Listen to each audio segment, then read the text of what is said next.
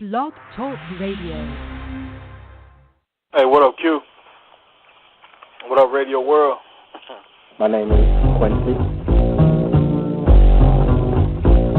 and this is my show, the Talk to Q Radio Show. It's almost like posting a blog, except I'm doing it live. What's going on, people? All right. I want to welcome you to another podcast edition of the Talk to Q Radio Show.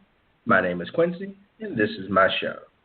And I'm being joined once again by, I like to call him a spoken word artist. I'm going to ask him how he wants to categorize himself. But from across the pond over in the UK, please welcome back to the Talk to Q Radio Show, Mr. Grimez, Poet Warrior. What's going on, man? How's it been? It's been great, and it's good to be back.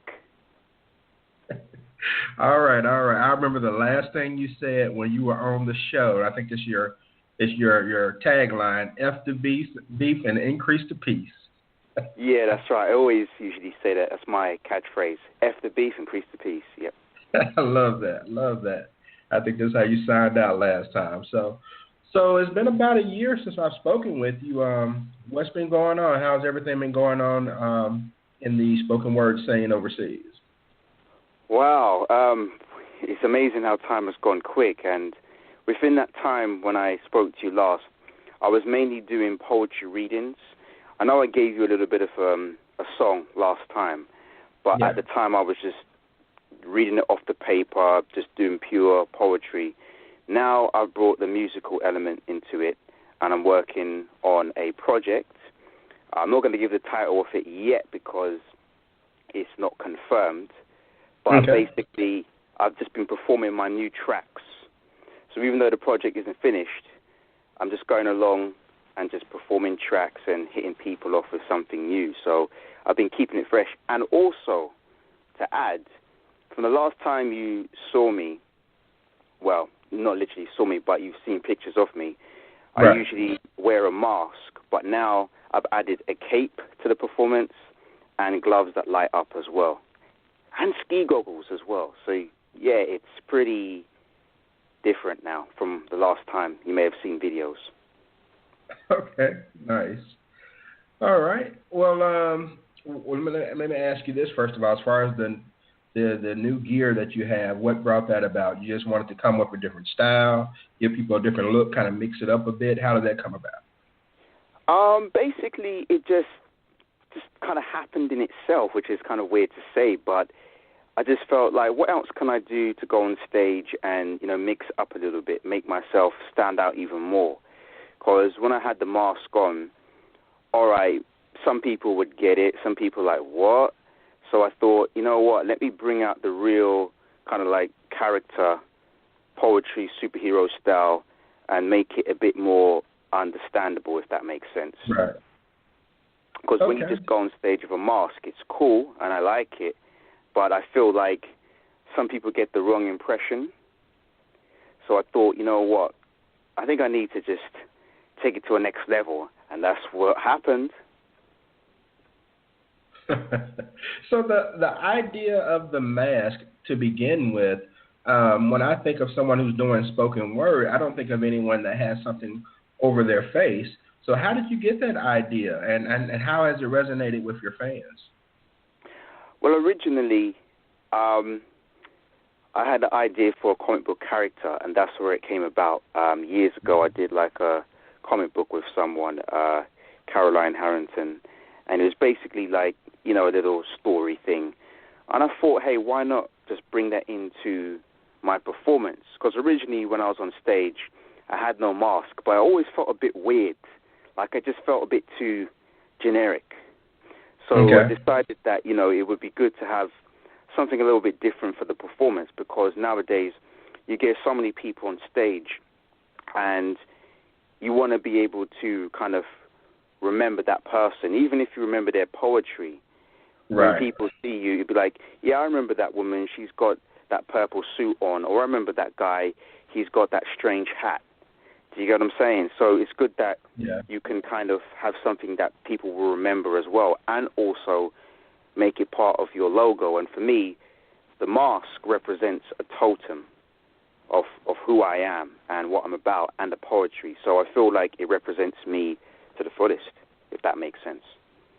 It makes perfect sense, and I think it's very smart as well because branding is very important. Everyone needs a brand, and when you come on stage, everyone who has seen you before is like, okay, that's the Poet Warrior. I know Mr. Grimes.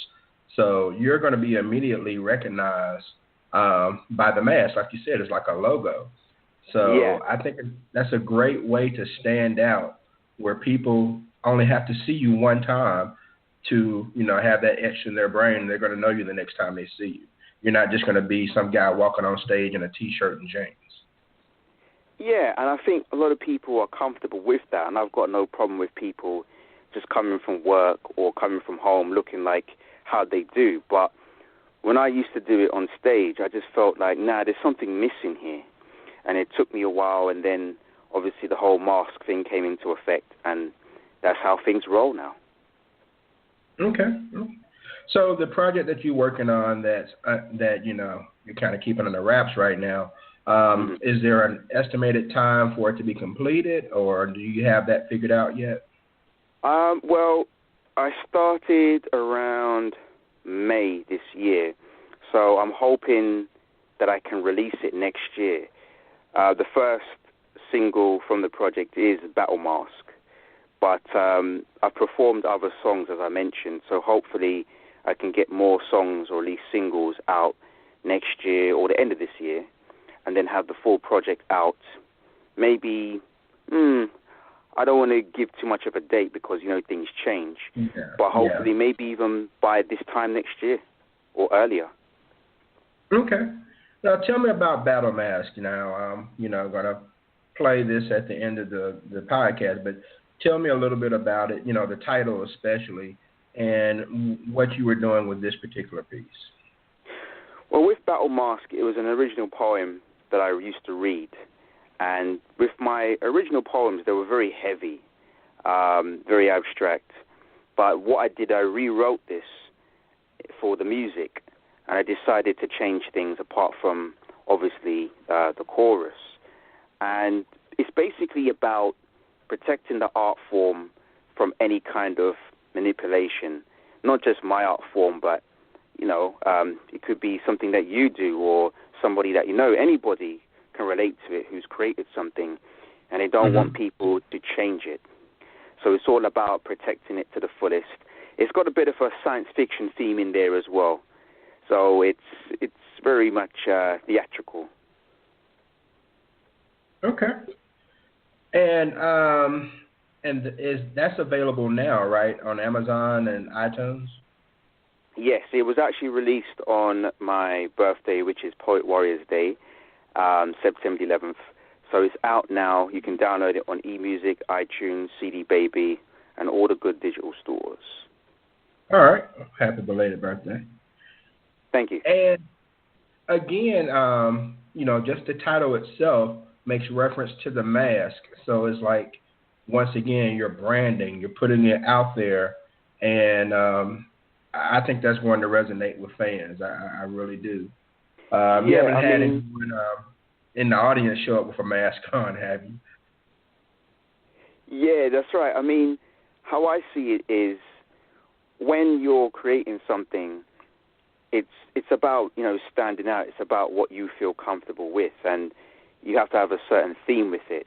It's not just random. I mean, sometimes random can be good, and maybe to a lot of people, when they see me for the first time, they're like, what the hell is this? This is so random. And trust me, I do get that reaction when I'm on stage. So when I perform, because I usually perform at music events more than poetry events now, very much, everybody's playing a guitar, and like I said, they look like they've come from work or from home. So when I get on stage, it's kind of like, whoa, I stand out so much that, you can either have a bad reaction or a good reaction, depending on how people's mindsets are, Yes, definitely. And so, all right, so take me through, I guess, a typical week for you before a performance? Let's say you have a performance at the end of the week. What's the preparation like as you prepare the week before a performance up until going on stage? Like, how much do you practice, or is it selection process on which poem you're going to do a tedious one? What's it like?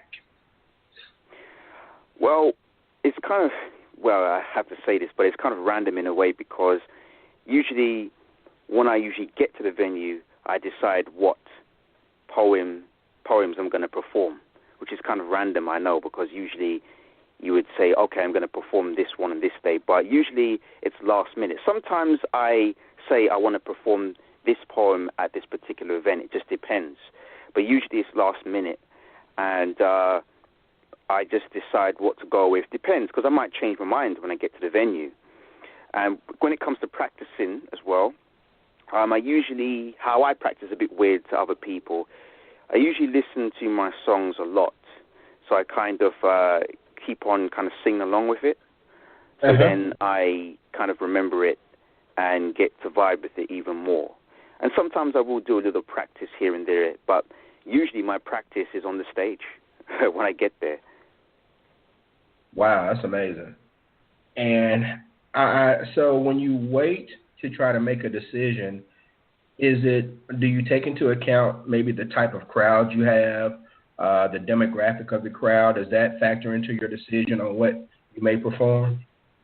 Yeah, exactly. It may be the type of crowd, or even how I'm feeling as well. I might say, right, I'm going to do, like, for example, I might say, I want to do advanced setting, one of my poems, but then I change my mind, and I might say I might do TV's Not a God instead. So it just changes. It depends. When it comes to longer sets, like say if it's like a 20-minute or a 30-minute set, I have to prepare a bit more and know which songs I'm going to perform, because it's a longer set. Usually for open mics, you get to play 3 songs, so you can kind of switch and verify things and do things last minute. But with a longer set, if it's 30 minutes, I have to know which one I'm going to perform, if that makes sense. Yes. So that's the only thing with a long set, if I get one, or short set. Okay. Wow, you have to really be on your game to do that.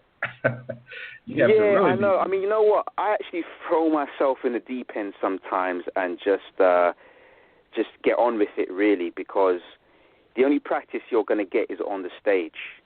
If you're sitting waiting for an opportunity, you're never going to get that practice. So I have to be like, I'm going to go to this place here, and I'm just going to perform. And for me, like I said, it's practice, like I'm not waiting on anybody to give me a gig. I just get to go, I perform, and do my thing. One thing I wanted to mention, recently, this was before my birthday, I was part of an event called Art of the Music, which I know I probably won't get much time to promote. But basically, that's where the longer sets come into. And that event is about the photography, and it's about performing the art form, which is the music. And it's not just me, it's other musicians as well. Right. So it's like a 30-minute set. So that's pretty good. And we're hoping to do more of those. So if people can look out maybe November, December for the next one for that, I'll try and film some of it and put it on my YouTube channel as well, so with my performances. Okay. Art of the Music, okay. Yeah. I'll also send you the link to that as well. Sounds great. I appreciate it. And so how long have you been performing? I know we probably discussed this on the last one, just for any new listeners. How long have you been performing, and do you even know how many poems or performances you've had? No, I haven't counted that, to be honest with you. I don't think I wanted to count that. It'd be a lot of work within itself. But I've mentioned this before, as you know, as I started out when I was 14. And when I got to performing, I would say serious performing was around 2005, around that time, 2005. But it wasn't as intense as it got in 2014. That's when things really started to kick off, and it became very intense when it came to performances. And originally, it was just poetry readings, and this year is transitioned back into music. But before I jump the gun, I should say, in 2005, that's when I was doing music more, but I came to kind of like I got fed up of like the whole music scene, and I just wanted to do poetry readings. So Right. That's how things have kind of changed. They kind of change back. So hopefully this time it looks like this will be certified, but who knows, you know? Okay.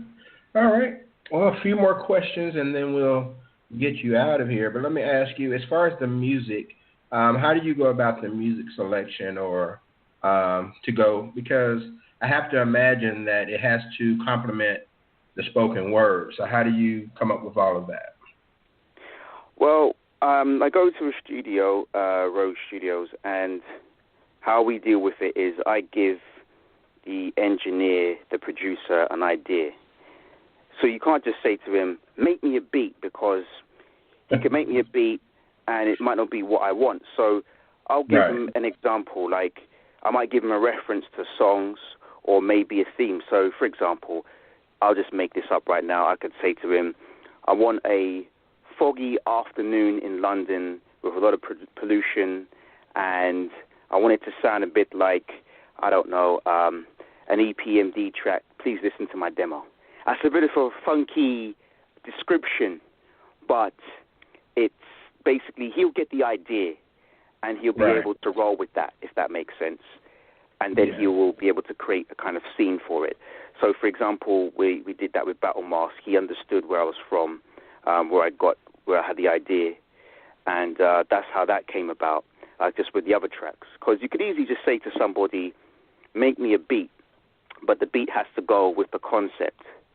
Right. So that's how that happened. Okay, and I think that's awesome. That's art recognizing art. For him to be able to take your vision and to build something that can help, push your vision out there to the masses. That's a talent within itself as well. Yeah.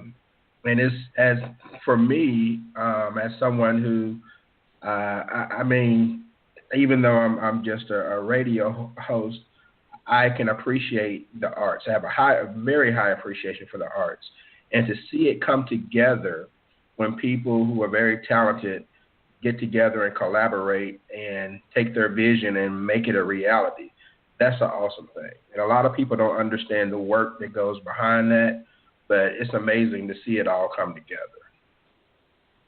Yeah, that's right. I mean, some people don't appreciate it and may not understand like the whole technical side of it, but it's very interesting process, in my opinion, very interesting. Yes, because you have to convey your vision to that person, and then that person has to take it and create a song behind it. And that's a lot of creativity and a lot of work. But when it pays off, I know it's a rewarding feeling. Definitely. So that's what's the process with this project. I've had the concepts, I give them the references, and it's been going smoothly. I mean, we've had our things where we had to change things and we have to go back. I mean, even at one point, I did the recording side of things, and I said, there's something about it I just don't like. And I just put more energy into it, and it's like a totally different song. I mean, it was the same beats and the same words, but the energy of it was very different. The energy was just so different. It was unbelievable. So it just goes to show that sometimes if you go back and you change things, you'll be amazed at how it will sound. Absolutely. Okay, so as far as competition goes, let me back up for a second. Like over here here in the States, with certain spoken word venues, you have people who are almost considered rivals. They always seem to show up at the same places, and they kind of perform as if it's a competition, so to speak. Is it a competitive nature there? Do you all kind of support each other? How does it work with other people who may do spoken word? Well, the one thing I'll say, and this is the music scene in general, there is obviously competition there, but there's also people that, support each other, which is good. I mean, I've come across a bit of a weird situation recently with somebody. I don't know. It's hard to explain, and obviously we don't have the time, but all I can say is that they're just a bit very off with me. I don't know what their problem is, but it's almost like they're trying to put a barricade on what I'm doing, trying to interrupt my set and stuff. They're very weird. I mean, it's a very weird situation. It's very hard to describe. And I've spoke to people about it, even people at the venues and stuff like that. It's very weird. Sometimes I think people feel like you're in competition with them. I consider myself, I'm not in competition with anybody. I just go and do my part, and that's it. I'm not trying to block anybody. I like fairness. But some people, they might feel attacked or threatened that somebody's coming along doing their thing and they're getting a certain amount of attention. So for that person, yeah, they're probably going to act a bit stupid, in my opinion. Right. That's how it is sometimes. But apart from that, for me, I see myself, I know it sounds very odd to say this, but I see myself as a bit of an alien, because when I perform at open mics, as I mentioned, it's mainly guitarists, people doing cover songs. I'm doing something that's a bit, how can I say it, a bit offbeat to them. So it's very unusual. So I kind of maybe not respect, but I expect the reactions that I get from certain people. And maybe I can understand why they may not want to promote me or put me out there. But then there's some people that do respect what I do and say, look, I like the energy that you bring. It's something different. Whereas the people who conform, they will probably get more attention, more promotion, because they're not really breaking the norm. They're fitting in with the comfort zone, I mean, Look, like I said, I could easily go on stage with a guitar and do what everyone else is doing, but that's just not me, if you get what I'm saying. So the competition, it could be with other guitarists, it could be with other people who, it just could be anybody, really. Do you get what I'm saying? I mean, I haven't done a lot of poetry events for a long time, but I do know in that field, it's very much, everyone does their piece, but they also do have competitions as well that sometimes that company will set up for people, and maybe even mic battles. I mean, that's more hip-hop, but we do have these things over here, but I don't really do competitions myself either. But I think whether you have a competition there or not, there's always competition, or people try to make competition. So it's a very strange thing sometimes. Okay. I don't know if that answered your question, but... No, it does. I was just curious to the scene as far as, if it was extremely competitive or cutthroat or something of that nature. Because anytime we have... Yeah, sorry. I would say that it's cutthroat because I noticed with some other companies, like bigger companies, they only want a certain type of artist rather than an artist that, is something a bit maybe different to them. Like they may want another, I don't know, they may want another Ed Sheeran or something like that. I don't know. But that's what they go for rather than maybe something that has like a hip-hop twist or something. Yeah. Okay. All right. Well, Mr. Grimez, Poet Warrior, like you said, might have the links to the Art of the Music coming in November or December on my page. Once you send that over to me, let everyone know where they can find you. Okay, you can find me on Facebook, Mr. Grimez Official. Then you can find me on Twitter, Mr. Grimez Real. It's the same for Instagram, Mr. Grimez Real. And if you type in on YouTube, Mr. Grimez the Poet Warrior, you'll be able to find me and see my videos. And remember, you can't not find me because I'm wearing a mask. All right. And that's Mr. Grimez, Grimez. Okay. Well, I'm going to play the song Battle Mask.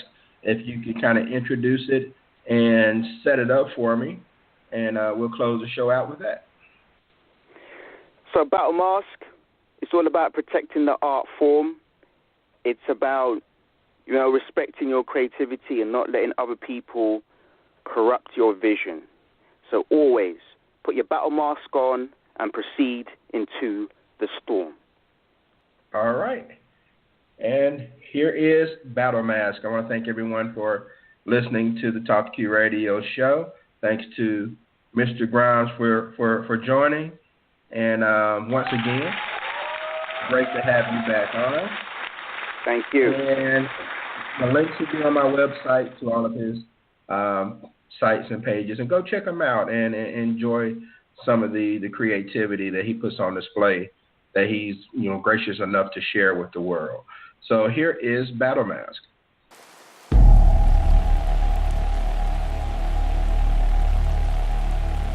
Who's really on your side when you put the mask on? Ask yourself that question. Who's really on your side when you put the mask on? Battle mask, we protect the art form. Battle mask, we proceed into the storm. Battle mask, we protect the art form. Battle mask, we proceed into the storm. Battle mask, we protect the art form. Battle mask, we proceed into the storm. Battle mask, we protect the art form. Battle mask, we proceed into the storm. Powerful, like Bruce Lee with the nunchucks. Feel the shock from the spoken word bullet. Ha! Powerful, like Bruce Lee with the nunchucks.